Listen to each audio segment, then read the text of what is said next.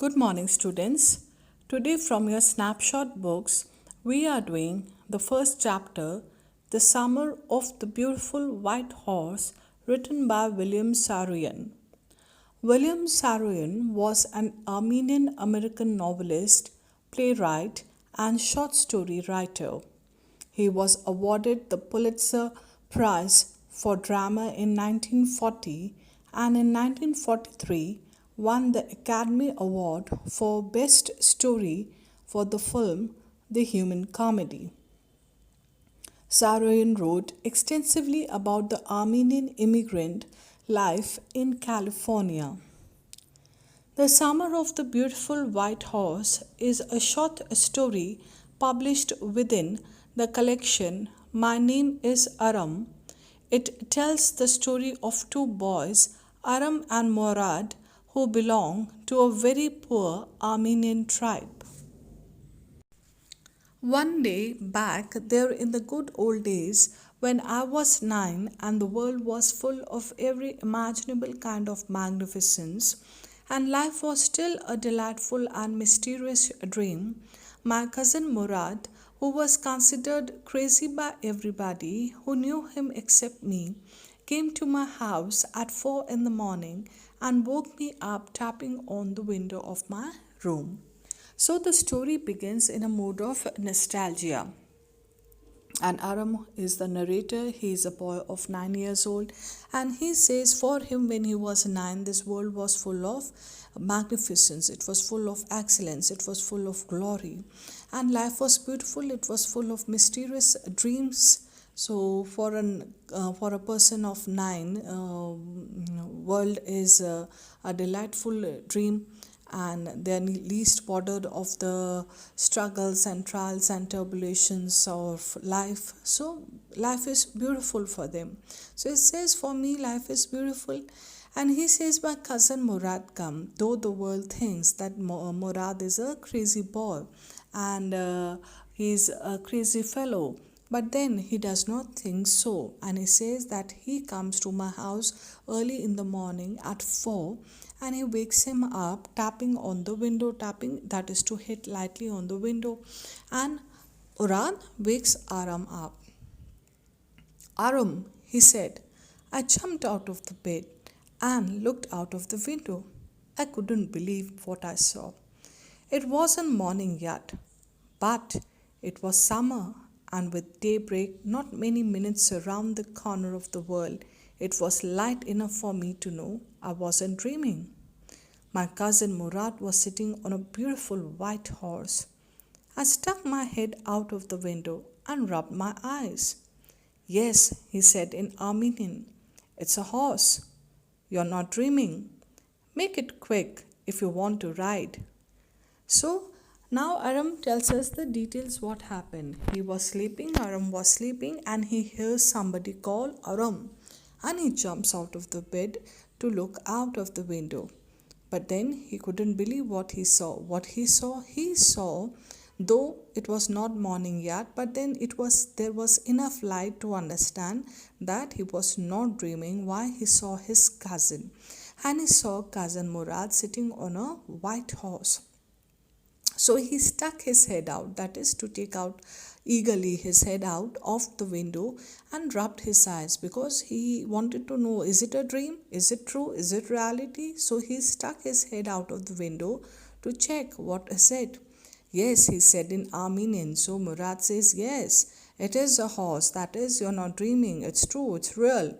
You're not dreaming. Make it quick if you want to ride. So Murad invites him that if he wants to have a ride, desires to have a ride, be quick and come out. I knew my cousin Murad enjoyed being alive more than anybody else who had ever fallen into the world by mistake. But this was more than even I could believe. So Aram says that my cousin loved life. He enjoyed being alive. He just enjoyed being full of life, full of zeal, full of enthusiasm. His belief in enjoying life was stronger than that of anybody else in the world. In the first place, my earliest memories had been memories of horses, and my first longings had been longings to ride. He says that his old dreams had been to have a horse, and his strongest desires had been to ride a horse. This was the wonderful part. To see his cousin sitting on a white horse was a beautiful part, wonderful part, a dream, a longing, a desire has come true. In the second place, we were poor, but then the truth was, the bitter reality was, they were very poor.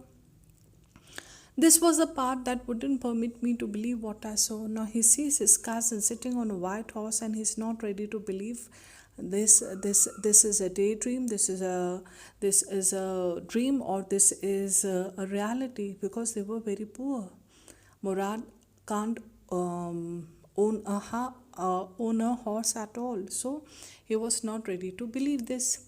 We were poor, we had no money, our whole tribe was poverty stricken.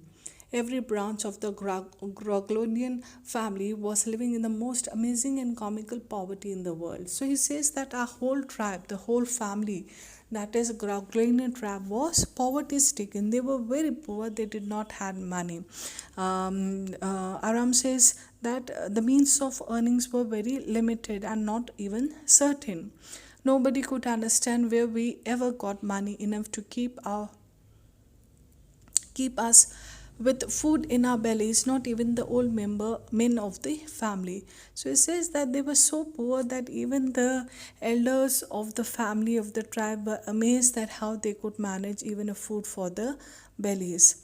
We had been famous for our honesty for something like 11 centuries, even when we had been the wealthiest family in what we liked to think was the world. So he says that the characteristic of their tribe, the Groglanian tribe, was that they were honest people, and for 11 centuries they had been known for their honesty. They were very poor, they were poverty stricken, but then the tribe was famous of being honest. That is not to cheat anybody, not to take advantage of the people, be truthful in manners. Just says that we were honest. Even when we had been the wealthiest family in what we liked to think was the world. So it says we were honest even when we were considered the richest family among the families that is living around us. We considered this small group of the families as the complete world for us. That is, he's talking of the Groglonian family was a world for them. This tribe was a world for them.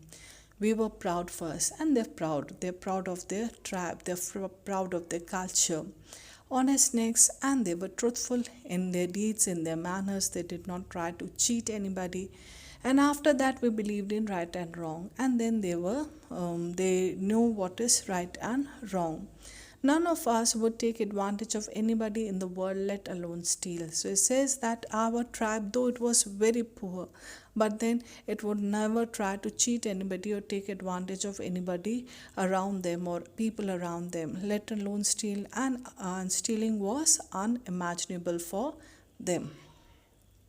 Consequently, even though I could see the horse so magnificent, even though I could smell it so lovely, even though I could hear it breathing so exciting, I couldn't believe the horse had anything to do with my cousin Murad, or with me, or with any of the other members of the family, asleep or awake, because I knew my cousin Murad couldn't have bought the horse, and if he couldn't have bought it, he must have stolen it, and I refused to believe he had stolen it.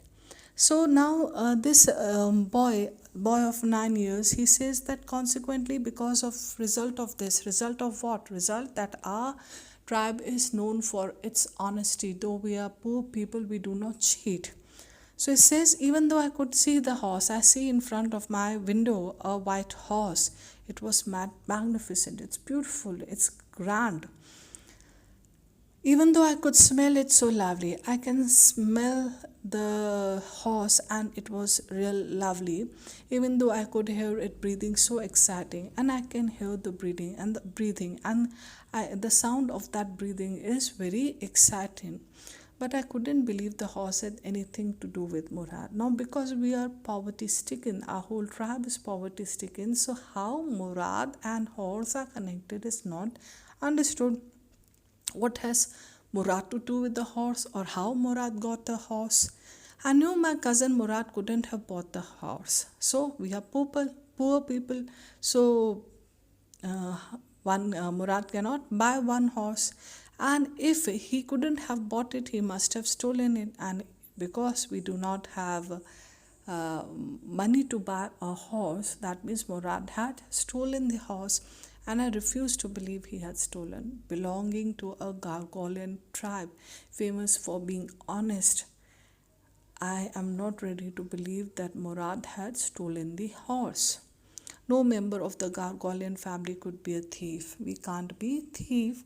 I stared first at my cousin and then at the horse. There was a pious stillness and humor in each of them, which on the one hand delighted me and on the other frightened me. So Aram is noticing from his window Murad sitting on a white horse. They are still, there's no movement, there's just some purity about the things. And he says that again, it's humorous also because the connection of the horse with Murad is not understood because we are poor people and we cannot buy one. But then he says, I'm delighted, I'm very happy to see a dream come true, a horse, a riding of a horse, dream come true, a memory coming true. But then I was frightened that is it a stolen horse?